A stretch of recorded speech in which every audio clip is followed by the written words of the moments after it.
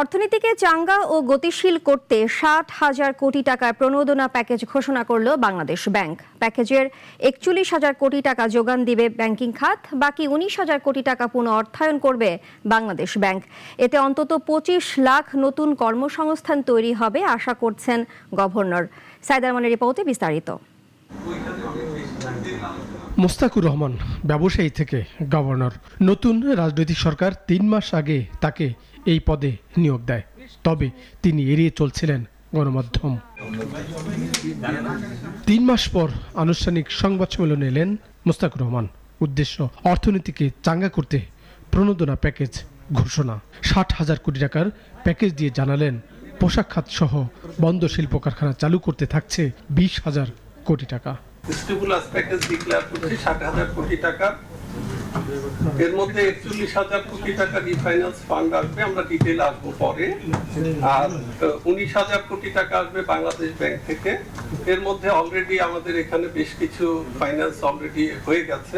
সংবাদ সম্মেলনে জানান, ব্যবসা বাণিজ্য কেবল গতিশীল হবে না, এতে নতুন করে ২৫ লাখ কর্মসংস্থান হবে। সরকার সুদ হিসেবে ৬% ভর্তুকি দিবে আর গ্রাহক দিবে ৭%। আমরা আশা করছি এর মাধ্যমে ২৫ লাখের বেশি কর্মসংস্থান হবে, যদি এটি সবগুলো আমরা সঠিক জায়গায় পূর্ণাঙ্গভাবে ক্রেডিটটা কাজ করে। আমাদের প্রায় 2.5 মিলিয়ন জব ক্রিয়েশন হবে, এক্সপোর্ট রিকভারি হবে। গভর্নর আশা করেন এতে উৎপাদন বাড়বে রপ্তানি, একই সঙ্গে কৃষি এবং গ্রামীণ অর্থনীতি গতিশীল হবে। তবে বাংলাদেশ ব্যাংক সতর্ক, যাতে নতুন করে তহবিল তছরূপের সুযোগ তৈরি না হয়।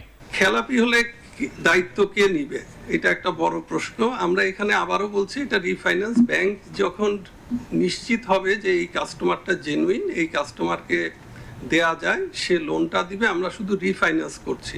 এক প্রশ্নের জবাবে মোস্তাকুর রহমান জানান, ৫ লাখ কোটি টাকা আমরা খেলাপি বলছি, তবে এই অর্থ ব্যাংকিং খাত থেকে মূলত চুরি হয়েছে। ঋণের ১/৩ নাই হয়ে গেছে, এর বিপরীতে নেই পর্যাপ্ত জামানত। সাইদ আরমান, নাগরিক, ঢাকা।